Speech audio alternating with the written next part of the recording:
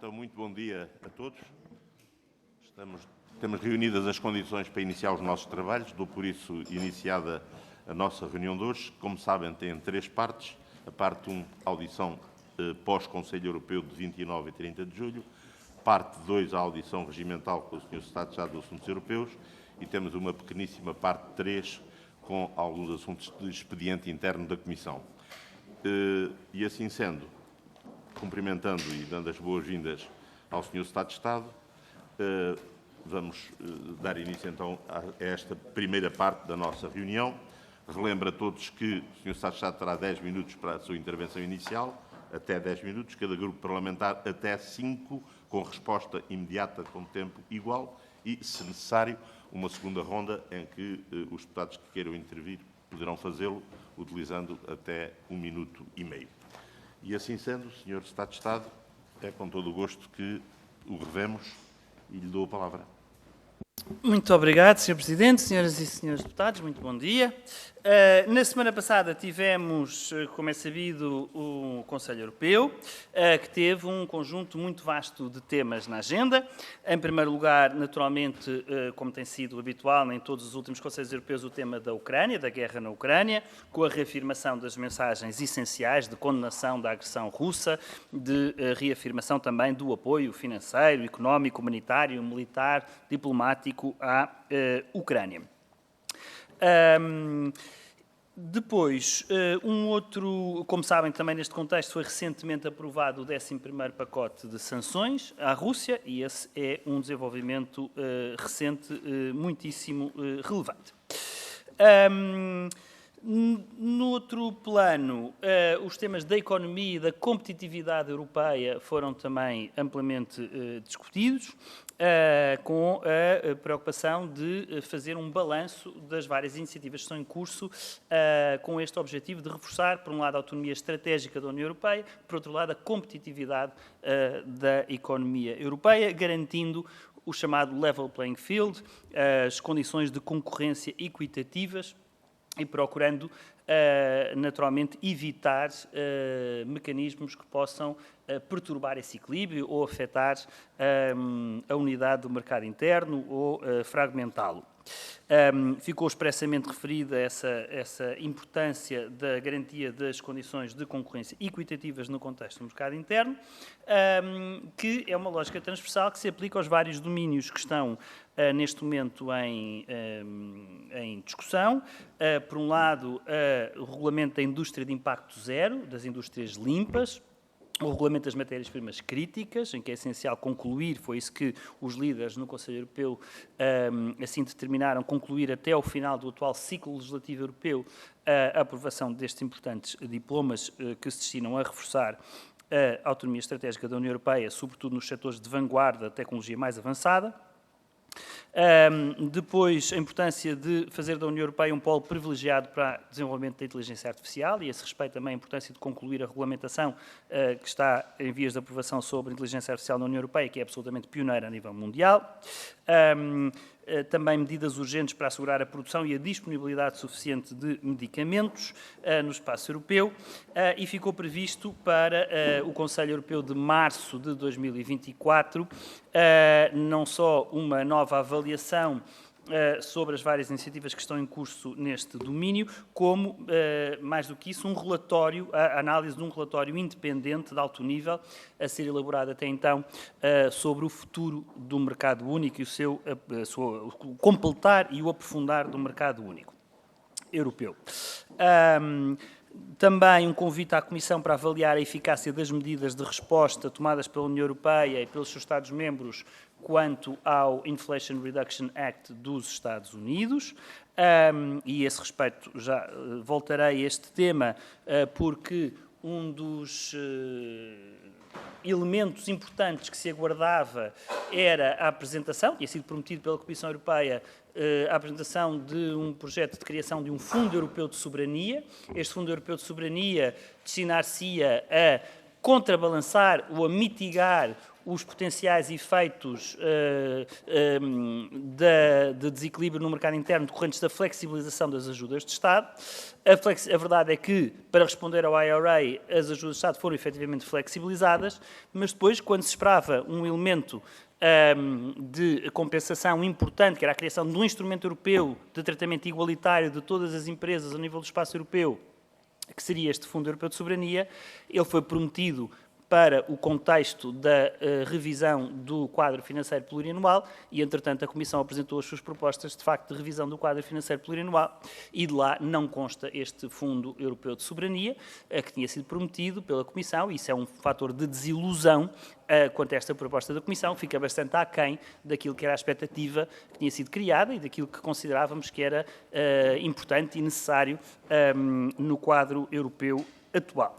A esse respeito, aliás, o Conselho Europeu tomou nota apenas da proposta de revisão do quadro financeiro plurianual, que será agora, cujas discussões se iniciam agora. Há também uma referência à reforma da governação económica, com o objetivo, que é aqui reafirmado em termos de calendário, de que esse processo seja concluído até ao final do presente ano, para que, quando, como é sabido, também no final do corrente ano, cessa a vigência da cláusula de salvaguarda que tem vindo a vigorar em matéria de finanças públicas, e é importante da cláusula de escape, perdão, e é importante quando isso acontecer, já haja um conjunto novo de regras prontas para entrar em vigor e que não retomemos as regras anteriores. Há também uma referência às propostas que a Comissão apresentou a propósito da segurança económica da União Europeia e a necessidade, sim, de reforçar a resiliência e a segurança económica da União Europeia, mas, ao mesmo tempo, sem que isso leve a um fechamento da União Europeia face ao exterior e, pelo contrário, defendendo uma economia aberta, mas com avaliação de riscos.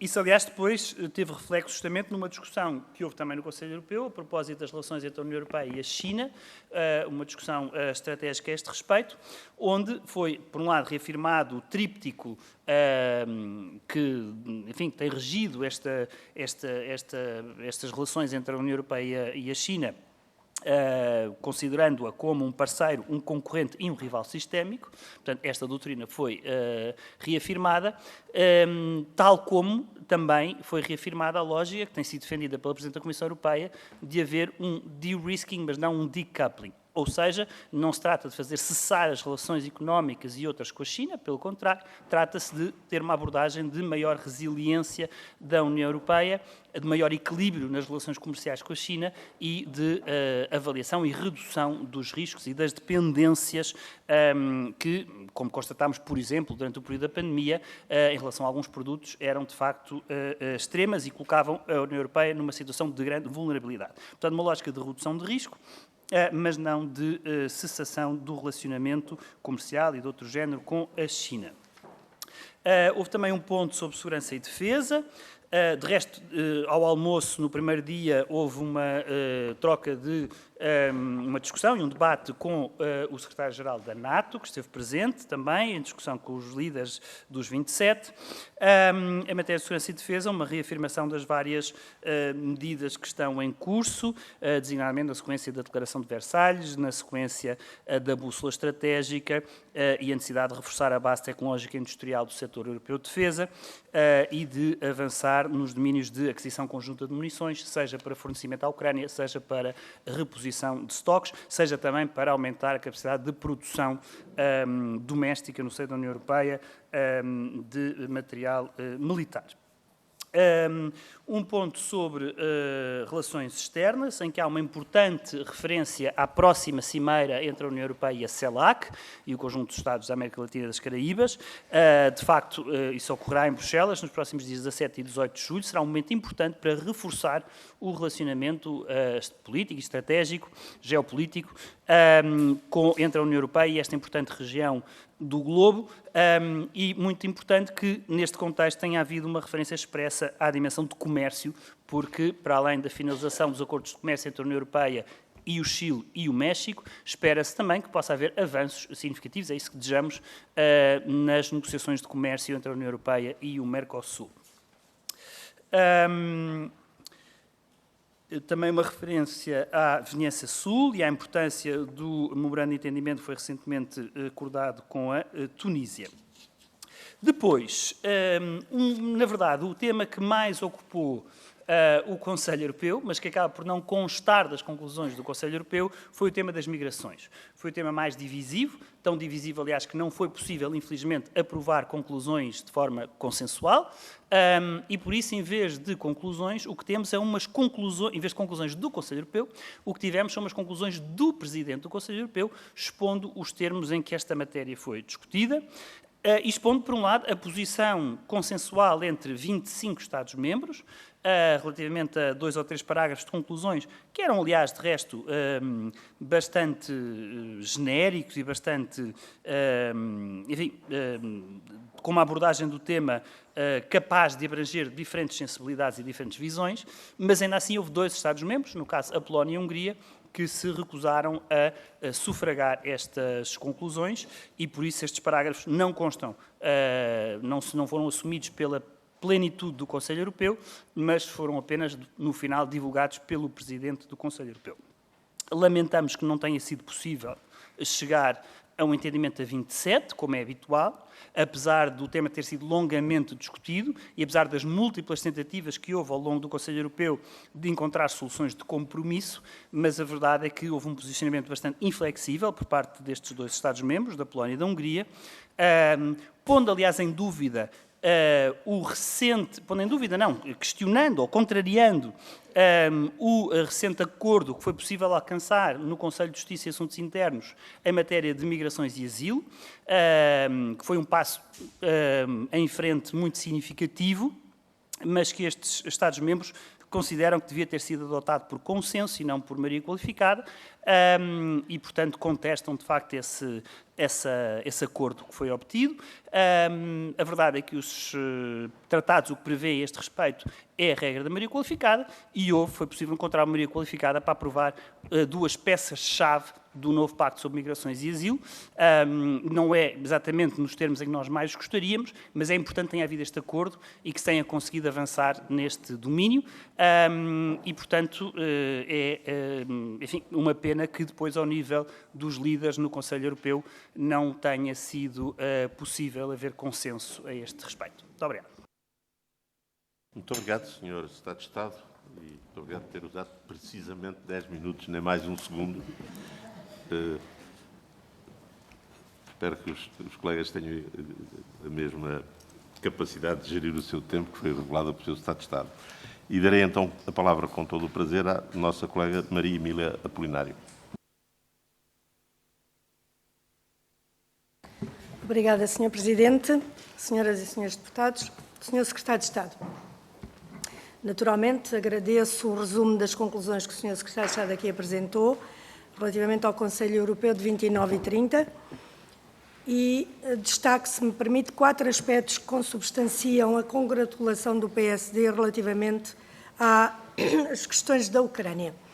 A reiteração do Conselho Europeu na firme condenação da guerra da Rússia contra a Ucrânia constitui uma violação da Carta das Nações Unidas, a confirmação do apoio inabalável da UE quanto à independência, soberania e integridade territorial da Ucrânia, respeitando as fronteiras internacionalmente conhecidas e o direito que lhe assiste à sua legítima defesa, a continuação do forte apoio financeiro, económico, militar, diplomático, humanitário à Ucrânia e à população, através, durante o tempo que for preciso, foi o que foi dito, através da missão de assistência militar da UE e do Mecanismo Europeu de Apoio à Paz, e a renovação dos esforços continuados dos Estados-membros para ajudar a Ucrânia. Portanto, isto o PSD apoia, acompanha e está de acordo. Dito isto, vou aqui só levantar algumas questões com alguns factos. A primeira, Portugal, o Governo, a maioria dos partidos da oposição e os portugueses apoiam, continuam a apoiar a Ucrânia quase 500 dias depois do início da guerra. Mas no sábado, dia 1 de julho, em Kiev, o Presidente da Ucrânia acusou alguns parceiros ocidentais, entre eles Portugal, de atrasarem a formação de pilotos ucranianos para os aviões de combate, nomeadamente os caça F-16. E disse, porque o estão a fazer, não sei, disse o Presidente da Ucrânia. Ora, Nós encontramos na expressão do Presidente Zelensky alguma frustração por ver que há países que não respeitam o compromisso que assumiram, nomeadamente na apresentação das datas para o início da instrução dos pilotos ucranianos. Ora, Portugal aceitou integrar a chamada coligação F-16 com o Reino Unido, os Países Baixos, a Dinamarca, a Bélgica e os Estados Unidos. Senhor Secretário de Estado, é verdade isto que o Presidente Zelensky disse sobre Portugal? Qual foi o calendário que foi acordado? O que é que motivou o atraso? O que é que se está a passar? Gostaríamos de ouvi-lo sobre esta matéria. Qual é o ponto da situação do compromisso português? A segunda questão tem a ver com o bloqueio dos portos de Mariupol e Odessa, no sul da Ucrânia, que impede a exportação de dezenas de toneladas de cereais para alguns países mais pobres do mundo. É uma situação muito problemática, que aumenta a fome, a insegurança alimentar, agravam as crises económicas e os conflitos das zonas instáveis, quer em África, quer no Médio Oriente. Nas Nações Unidas, o secretário-geral, o diretor do Programa Alimentar, têm vindo a chamar a atenção para a solução deste problema, mas o Mené russo, com a frieza arrepiante a que nos tem habituado, veio dizer que só prolonga o acordo até 17 de julho e que não vê este acordo agora importante porque ele já é mais comercial do que humanitário. Ora bem, as questões que eu gostaria de colocar ao Sr. Secretário de Estado são estas. Que medidas concretas é que foram apresentadas ou discutidas neste Conselho sobre este problema dos cereais? E qual foi a posição do Governo português? Terceira questão.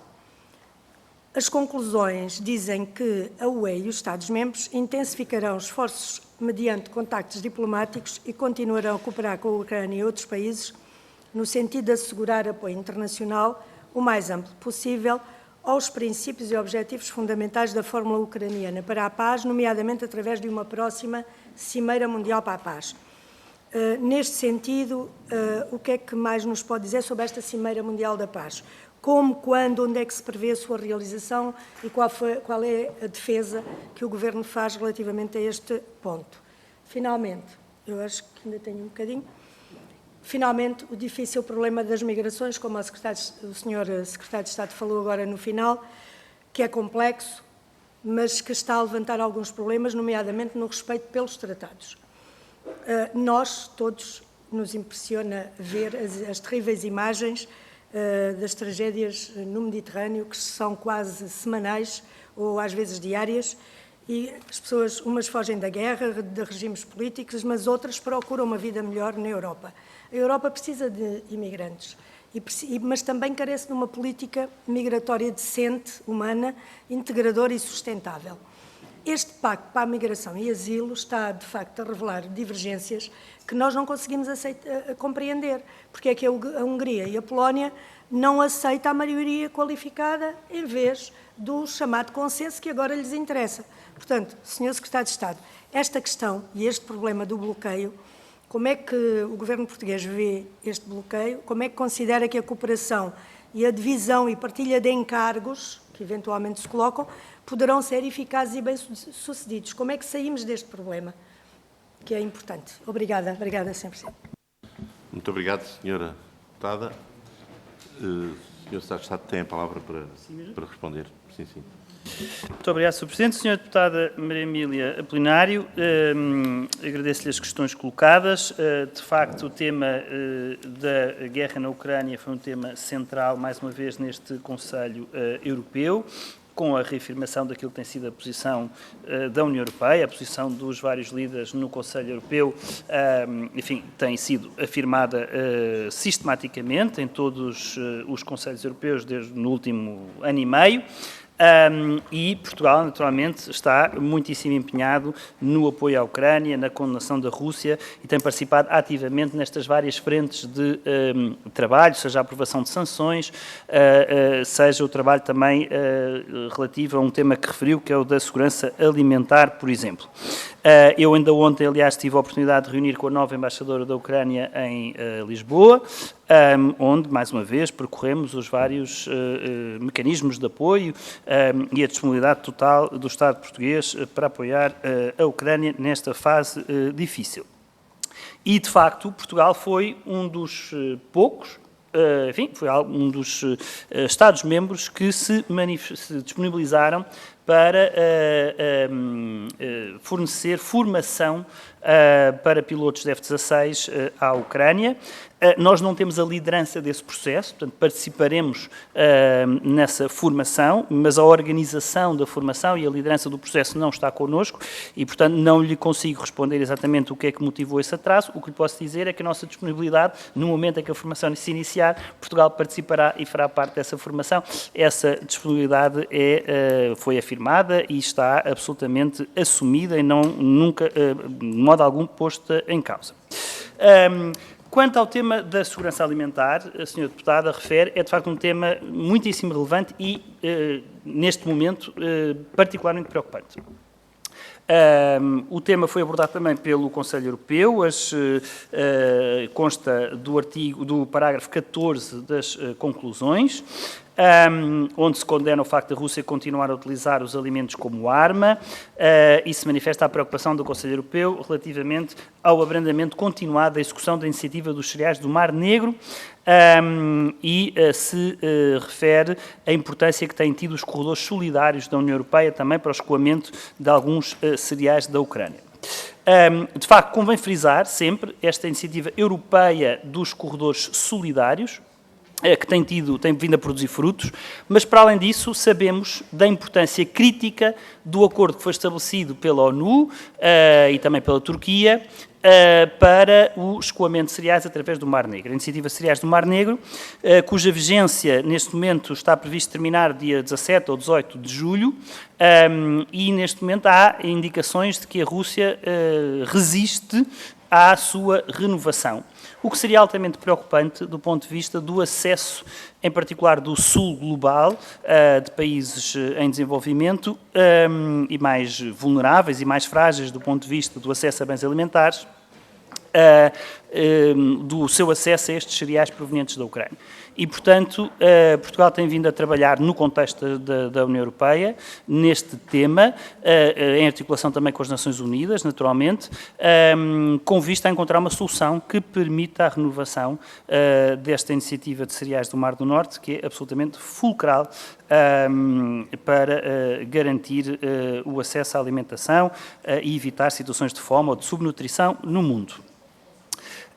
Quanto à Cimeira Mundial para a Paz, é de facto um objetivo que está estabelecido, que haja uma grande Cimeira Mundial que, designadamente em torno do plano de paz apresentado pelo Presidente Zelensky e dos seus 10 pontos.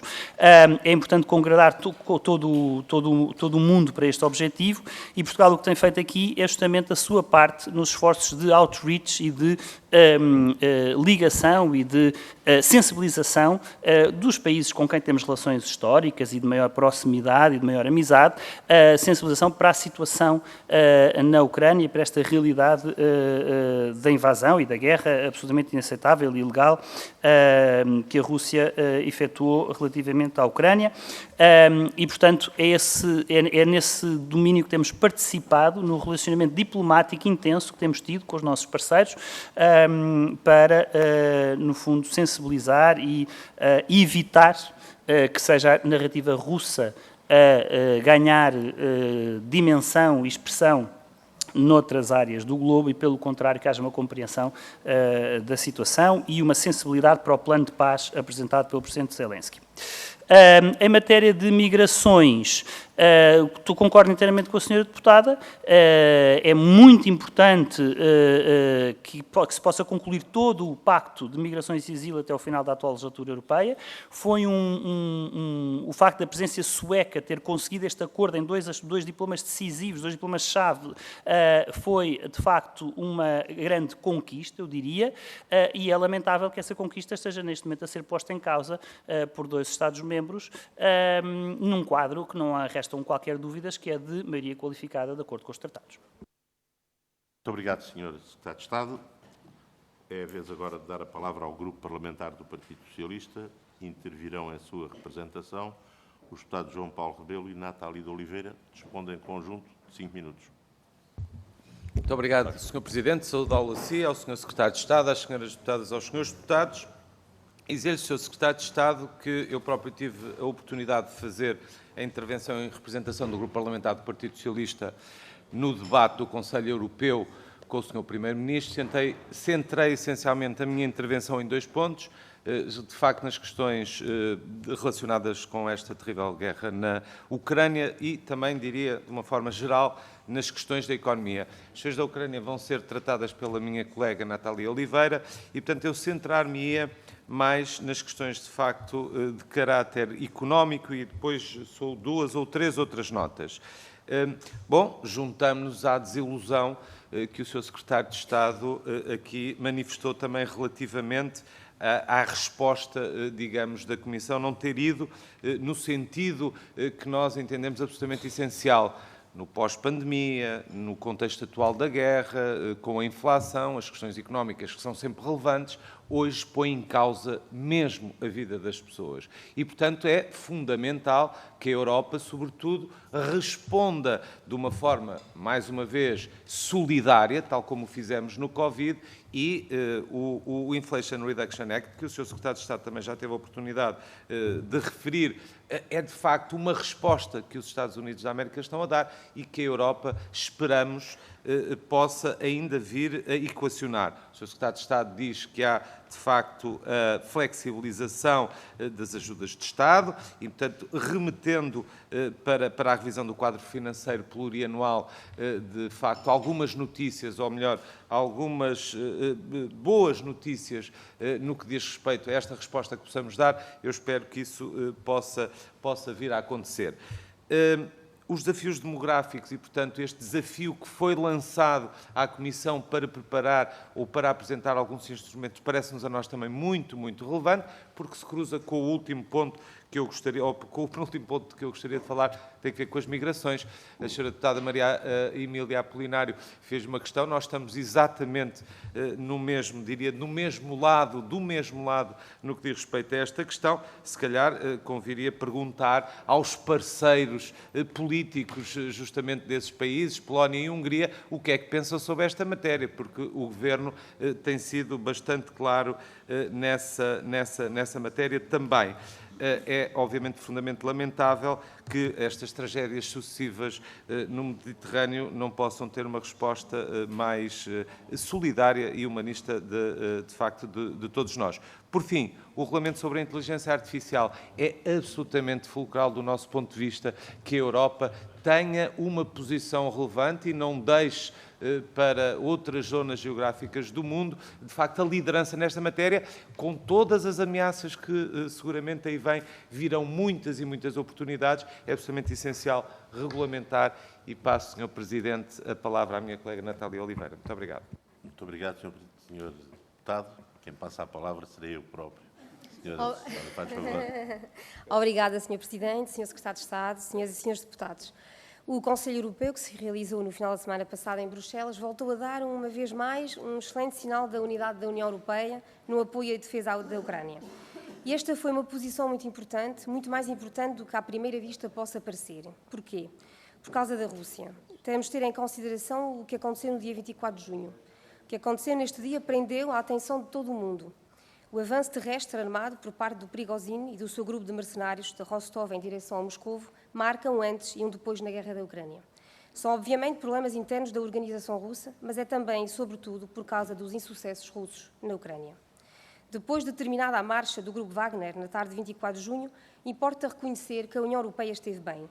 Acompanhou os acontecimentos com preocupação e, no fim, mesmo com uma imagem do que o poder russo estaria mais débil. Reiterou a sua postura face à situação, solidariedade e apoio incondicional à Ucrânia. Nós, europeus, sabemos que a guerra, infelizmente, ainda está longe de ver o seu fim. Mas a Ucrânia está mais forte e resiste melhor, e o facto da União Europeia estar ao lado da Ucrânia muito contribuiu para isso. Porém, não tenhamos ilusões, se a situação na Europa já de si é delicada, com a guerra na Ucrânia, mais complexa ficou. A estabilidade política da Rússia não está totalmente assegurada. Este é mais um facto a considerar. Bem como outro, que não podemos perder de vista, a migração do Grupo Wagner para a Bielorrússia. Como o Grupo Wagner já deixou bem patente, os estados de humor do Prigozhin podem causar problemas e o regime de Minsk não está imune, como o de Moscovo não esteve. Por outro lado, como recentemente as chancelarias de Varsóvia e Vilnius deixaram claro, a chegada do grupo Wagner à Bielorrússia é um risco para a frente oriental das fronteiras da União Europeia. A isto acresce outro país que não podemos esquecer, conforme o Conselho Europeu fez questão de salientar, e bem, a Moldávia, país que continua sujeito a grandes desafios, dada a agressão russa à Ucrânia. A posição da União não mudou nem fraquejou. O apoio à Ucrânia também representa um empenho pela liberdade na Europa. Em suma, são várias as frentes que tornam o cenário mais perigoso. Por isso, pergunto, Sr. Secretário de Estado, que estratégia estabelecida pelo Conselho nestas várias frentes para assegurar a nossa segurança e a nossa liberdade? Muito obrigado, Sra. Deputada. O Sr. Secretário de Estado tem a palavra para responder a todas estas questões. Muito obrigado, Sr. Presidente. Sr. Deputado João Paulo Rebelo refere-se dentro dos temas mais económicos que foram discutidos no Conselho Europeu. De facto, há profunda desilusão que Portugal tem relativamente às propostas que foram apresentadas pela Comissão Europeia de revisão do quadro financeiro plurianual. Por como tive a oportunidade de referir logo na minha intervenção inicial, o que se esperava, e mais do que o que se esperava, o que tinha sido prometido pela Comissão Europeia era a apresentação de uma proposta de criação de um novo fundo, um Fundo Europeu de Soberania, que, como referi há pouco, tinha por objetivo, essencialmente, compensar os riscos de fragmentação do mercado único decorrentes da flexibilização das ajudas de Estado. As ajudas de Estado foram flexibilizadas para responder aos incentivos concedidos pelos Estados Unidos no âmbito do IRA. Esse caminho era provavelmente, inevitável. Ainda assim, gostava de referir, de relembrar, já que discutimos isso noutras ocasiões anteriores, que na discussão desse mecanismo de flexibilização das ajudas de Estado, Portugal conseguiu que fossem inseridos alguns elementos de coesão, designadamente uma valorização maior das ajudas de Estado, se surgirem no contexto de consórcios que envolvam Estados-membros, da periferia ou de regiões de coesão, e, portanto, numa lógica de que mesmo as ajudas de Estado, mesmo no regime de autorização das ajudas de Estado ou de flexibilização das mesmas, deve haver uma consideração de um fenómeno de convergência progressiva da União e, portanto, não apenas uma lógica de cada Estado por si só. Isso ficou consagrado por iniciativa de Portugal. Ainda assim, como é sabido, a lógica das ajudas de Estado é uma lógica de permitir aos Estados-membros que ajudem as suas empresas. E, portanto, mesmo com esta mitigação que foi introduzida por iniciativa de Portugal, há, de facto, riscos de que sejam só apenas alguns Estados-membros com maior margem orçamental que possam beneficiar desse instrumento. Daí a necessidade de ser compensada através de um verdadeiro instrumento europeu que, em condições de solidariedade e de uniformidade, garanta a todas as empresas europeias as condições necessárias para competir no mercado global, nestes setores de ponta, em particular, que são apoiados pelo IRA. Era isso que se esperava. Em vez disso, o que apareceu foi uma proposta designada STEP, mas que, na verdade, não é um novo fundo, não é seguramente um fundo de soberania, é um passo, vamos ver em que direção é que é esse passo, se não é um passo ao lado, porque, na verdade, trata-se apenas de aproveitar, ou no essencial de aproveitar mecanismos de financiamento pré-existentes e afetá-los para este efeito, o que não deixa de ser relevante, mas fica muito aquém daquilo que se pretendia. A propósito do tema das migrações, o Sr. Deputado refere, de facto, a ligação com outro ponto que também consta das conclusões do Conselho Europeu, que é a referência aos desafios demográficos que a Europa enfrenta.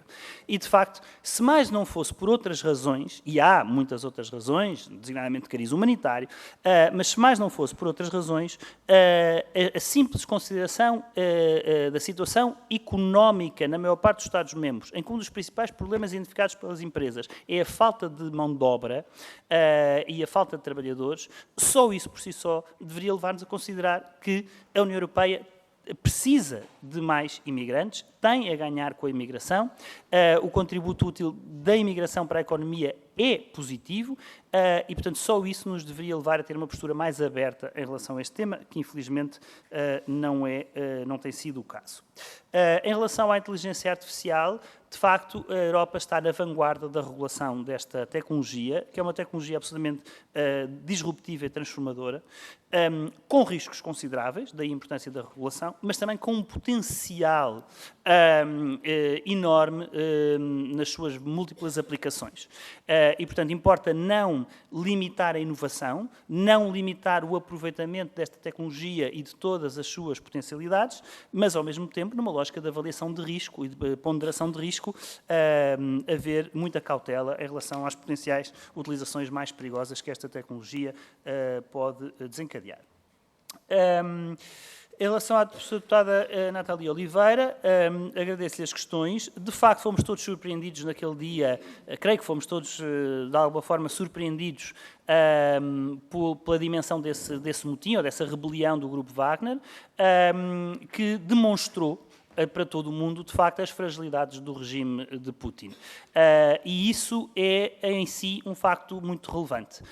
Isso mostra, de facto, como a liderança de Putin e o regime não é assim tão coeso, tão homogéneo e tão forte quanto alguns poderiam pensar, e esse não deixa de ser um dado relevante, ainda que haja muitas incertezas em torno desta matéria e dos efeitos agora da deslocação do Grupo Wagner para a Bielorrússia, como referiu. É um tema a acompanhar com bastante preocupação e atenção, mas sem dúvida que foi um sinal relevante quanto a certas vulnerabilidades do regime russo, o que não deixa de ser relevante no atual contexto. Muito obrigado, Sr. Secretário de Estado. É agora a vez de intervir o Grupo Parlamentar do Chega. Dou a palavra ao nosso colega Bruno Nunes. Muito obrigado, Sr. Presidente, Sr. Secretário de Estado, Senhoras e Senhores Deputados. Ao contrário da corrente, eu vou começar por saudar precisamente a atitude quer da Polónia, quer da Hungria, porque, no fundo, só vem confirmar que, apesar do que tentam destruir nos valores europeus, continua a existir autonomia dos Estados, soberania dos Estados, autodeterminação dos Estados, e isso chama-se democracia, queiramos, quer não, é o respeito pelos tratados, porque os tratados assim permitem que os povos e os países, neste caso os seus representantes, tomem esta decisão. Portanto, quando o Grupo Parlamentar do Partido Socialista, representado pelo Sr. Deputado João Paulo Rebelo, diz que deveríamos perguntar aos parceiros políticos daqueles partidos o que é que pensam, tem aqui a resposta. Mas podia também perguntar ao Sr. Primeiro-Ministro, aliás, ele esteve recentemente na Hungria a falar com o Sr. Presidente Viktor Orbán, e bem, e portanto, acredito que não tenha sido um jogo meramente de futebol, podia-lhe ter perguntado também qual o posicionamento do Governo lá fora, quando está sentado num estádio de futebol na Hungria, e qual o posicionamento que depois tem a nível interno. Sr. Secretário de Estado, temos obviamente posições muito dispares em relação a muitas matérias, não deixa de ser para mim uma surpresa ouvir o Partido Social Democrata dizer, como disse aqui hoje, que a Europa precisa de migrantes, a Europa precisa de dar condições de trabalho às pessoas que cá estão, seja elas migrantes ou não, e precisa de garantir que não estamos nesta lógica de dumping salarial e de utilização de mão de obra barata. Aliás, também seria importante, tal como tem sido exemplo daquilo que disse em relação ao Partido Socialista, para perceber o que é que pensa o seu líder e o que é que pensa o Grupo Parlamentar, seria também importante que o próprio PSD ouvisse as últimas declarações do Luís Montenegro em relação à preocupação que tem demonstrado quanto à imigração. Nós temos o posicionamento de considerar que esta determinação e este posicionamento que quer a Polónia quer a Hungria tiveram, não sei mais nem menos do que cumprir uma não violação dos tratados, porque consideramos que aquilo que estavam a tentar fazer violava, inclusive, os tratados nos princípios da sua independência e da sua autodeterminação dos Estados. Mas, Sr. Secretário de Estado, falando desta questão da problemática da imigração e dos migrantes, há 5 meses atrás, o senhor disse-me numa audição que existia todo um marco que nos separava em relação às políticas de migração. Curiosamente, num dia em que eu lhe relatei aquilo que se passava debaixo da Ponte Vasco da Gama no Samoco.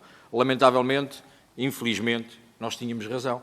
5 meses depois, finalmente, aconteceu uma operação policial, 423 migrantes, sem dignidade nenhuma humana, viviam em abrigos para porcos, e os senhores sabiam disso. Aliás, tinha sido relatado numa Comissão de Assuntos Europeus ao próprio Secretário de Estado dos Assuntos Europeus aqui presente, e como membro do Governo poderia ter agilizado as coisas de forma muito mais rápida, evitando que estes migrantes, sejam eles sim, debaixo deste chapéu do pseudo-auxílio aos migrantes e ao apoio, que sejam explorados em território nacional e que vivam da forma como vivem, criando um problema de dumping salarial como está a ser feito, com o aproveitamento de máfias que vão tentando alavancar os seus negócios com base na exploração humana, que são os novos escravos, subjugados a estes interesses que são escravos aqui às portas de Lisboa e dentro de Lisboa e patrocinados por esta política europeia de migração que vai permitindo que estas pessoas sejam exploradas desta forma.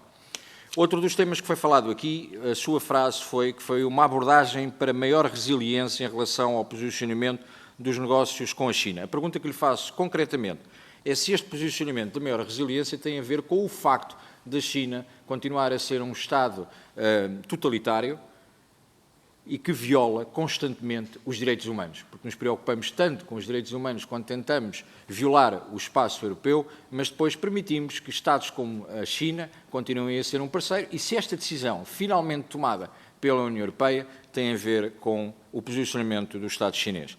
Em relação ao nível económico, temos estado a fugir ao assunto.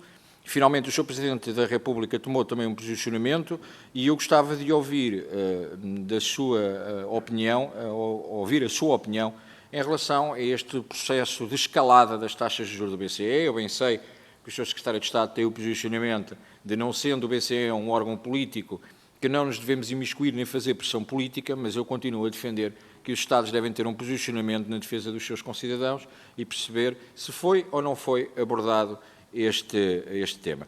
Depois, em relação à Ucrânia e da sucata que enviámos para a Ucrânia, os Leopard já foram, felizmente ficaram por lá, e agora, em relação aos Kamov, também a Ucrânia não os pretende ter, mas aqui onde eu quero chegar, claramente, nem sequer é agora em relação ao apoio, porque em relação ao apoio à Ucrânia, eu creio que, tirando o partido que defende o tal regime totalitário que não está aqui hoje presente, todos nós estamos de acordo com o apoio à Ucrânia e ao povo ucraniano, mas queria lhe perguntar porque é que o Estado português continua tão resiliente em declarar o Estado russo como um Estado terrorista e qual o posicionamento que vamos adotar numa posição concreta e firme em relação ao Grupo Wagner. Obrigado. Senhor Deputado, Senhor Secretário de Estado, tem a palavra. Muito obrigado, Sr. Presidente. Sr. Deputado Bruno Nunes, continua a ser verdade que há um mar de diferença a separar-nos no tema das migrações. Infelizmente, esse mar é o mar Mediterrâneo, onde têm sucumbido pessoas a um ritmo inaceitável, pessoas que procuram a União Europeia em busca de melhores condições de vida. E é isso que precisamos de corrigir, é isso que precisamos de evitar, essa sucessão interminável de notícias absolutamente amoináveis de pessoas a morrer às centenas em barcos que afundam no Mediterrâneo. A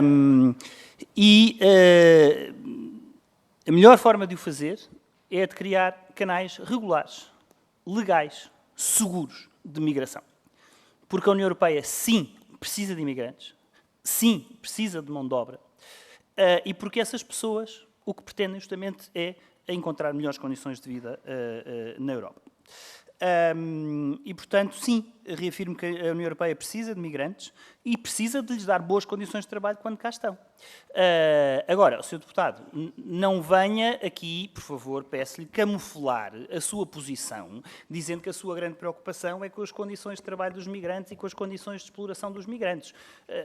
As posições do Chega, a este respeito, são bem conhecidas. São contra a imigração. São uma postura de fechar portas. E, portanto, aliás, são contra certas imigrações, o que é pior ainda, mas, enfim, vou-me abster de desenvolver esse tema.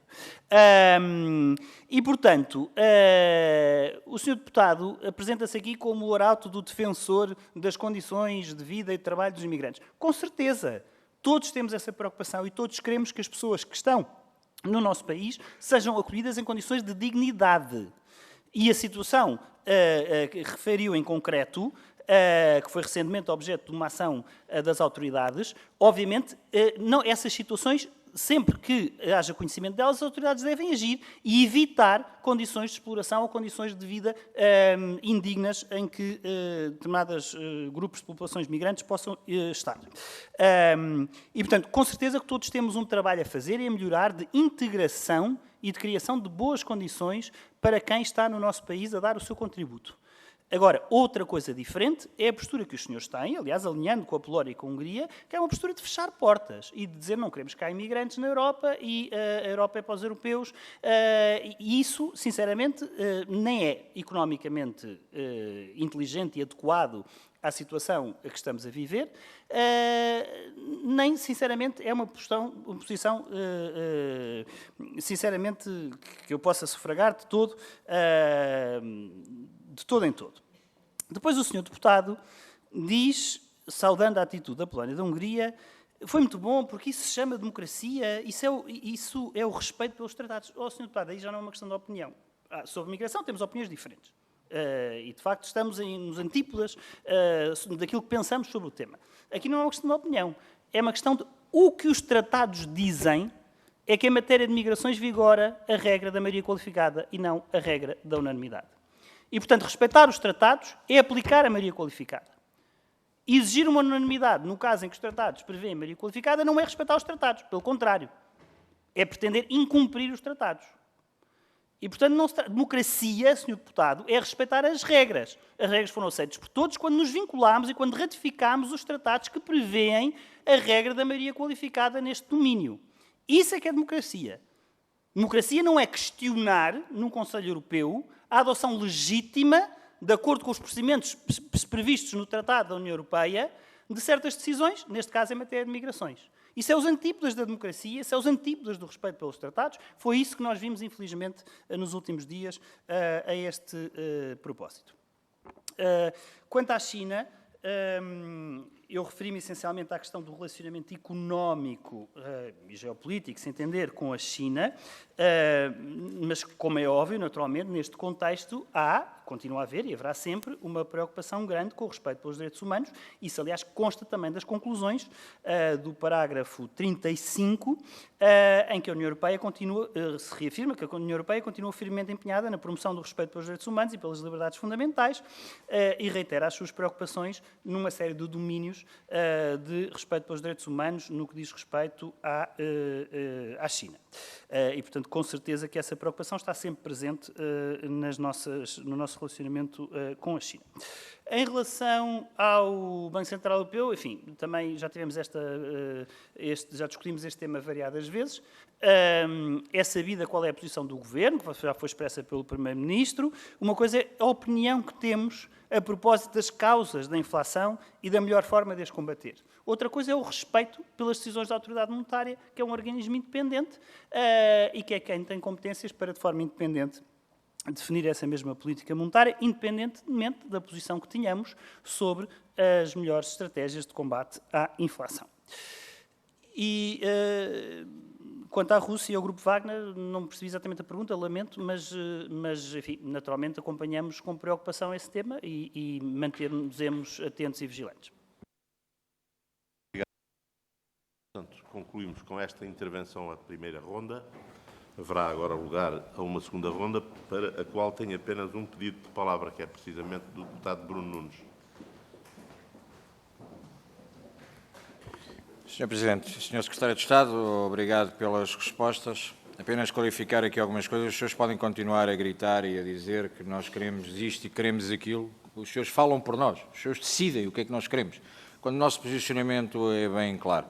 Já o dissemos diversas vezes, eu acho que não existe nenhum ser humano com dois dedos de testa que não condene veementemente e que não sinta repulsa pelo que acontece no mar Mediterrâneo. Acho que estamos todos claros em relação a esse aspecto. Os motivos pelo que acontece é que para nós tem leituras diferentes. Nós temos um posicionamento que a Europa, maioritariamente de esquerda, e o posicionamento tem tido maioritariamente de esquerda, e Portugal com responsabilidades, o que fazemos é claramente acenar deste lado do Mediterrâneo os partidos de esquerda na Europa, se quiserem perceber assim, têm acenado deste lado do Mediterrâneo com a bandeira da garantia de uma qualidade de vida, de um sonho que não é real. E, portanto, as pessoas atravessam o Mediterrâneo à espera de algo que não é real. E isso tem sido responsabilidade clara de uma ideologia de esquerda que tem estado implementada nestas políticas de migração e que é um princípio que é claro em relação a isso. Quando lhe digo no cumprimento dos tratados, também somos claros, porque se há coisa que se respeita em todos os tratados internacionais é a independência e a autodeterminação dos povos e, portanto, quando a soberania está colocada em causa, cada Estado terá a sua decisão. Nós podemos respeitar o BCE e podemos respeitar toda a gente que classifica os posicionamentos que tem. Eu considero que depois, ao mesmo tempo, não nos podemos permitir que dentro da nossa casa nós achamos que devemos fazer bonito lá fora e não devemos criticar nem tomar um posicionamento, mas aceitamos que dentro da nossa casa nos venham dar recados e dizer como é que o Governo deve gerir ou que deve fazer a sua política económica à frente das câmaras de televisão e da forma como foi feita, numa falta de respeito, claro, daquilo que é, mais uma vez, a nossa soberania. Tudo o resto, e para complementar aquilo que já disse até agora, a questão da imigração e aquilo que se falou do Salmoco e que se falou da mesmo para terminar, eu deixarei para outra ocasião o debate, até porque aquilo que lhe queria deixar nota era claramente que aquela informação daquilo que se passou em Alcochete, que foi vergonhoso para os direitos humanos, era do seu conhecimento enquanto membro do Governo, porque há 5 meses eu relatei. Obrigado. Muito obrigado. Não tenho outra inscrição para esta segunda ronda, pelo que dou a palavra ao Sr. Chatzade para responder às questões. Muito obrigado, Sr. Presidente. Sr. Deputado Bruno Nunes, fala aqui dos povos soberanos, e os povos soberanos é que sabem o que pretendem. Sim, foi a Hungria e a Polónia que soberanamente decidiram vincular-se a um tratado que prevê que a regra de decisão em matéria de migrações é de maioria qualificada. E pronto, a partir desse momento, estão vinculados a um tratado, de forma soberana, que prevê que a União Europeia decida em matéria de migrações por maioria qualificada.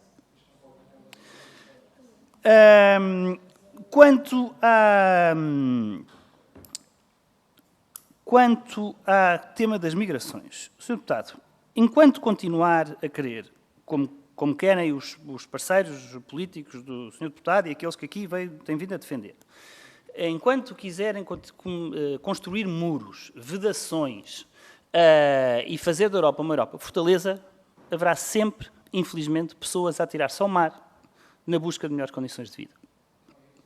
E, portanto, se queremos evitar esses flagelos, que todos queremos evitar, naturalmente, isso seguramente compreendo que assim seja, então o melhor que temos a fazer é criar condições seguras, legais e regulares para que quem procura o continente europeu, sendo certo que o continente europeu precisa de muitas dessas pessoas, possa cá chegar de forma segura, com condições dignas.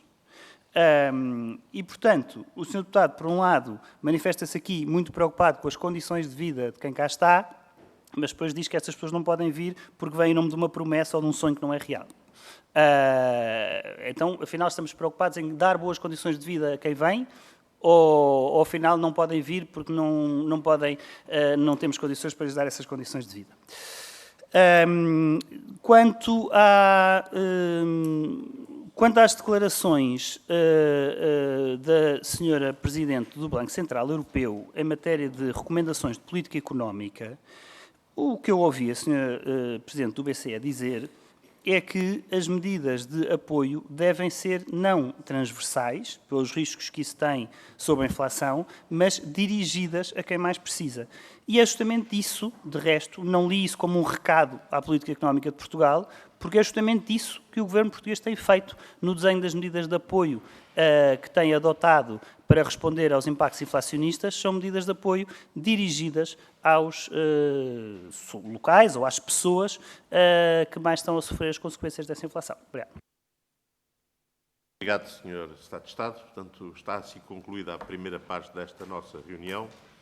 Como tínhamos acordado no início, o Sr. Secretário de Estado não foi parte deste acordo, mas tínhamos decidido fazer um brevíssimo intervalo de 10 minutinhos.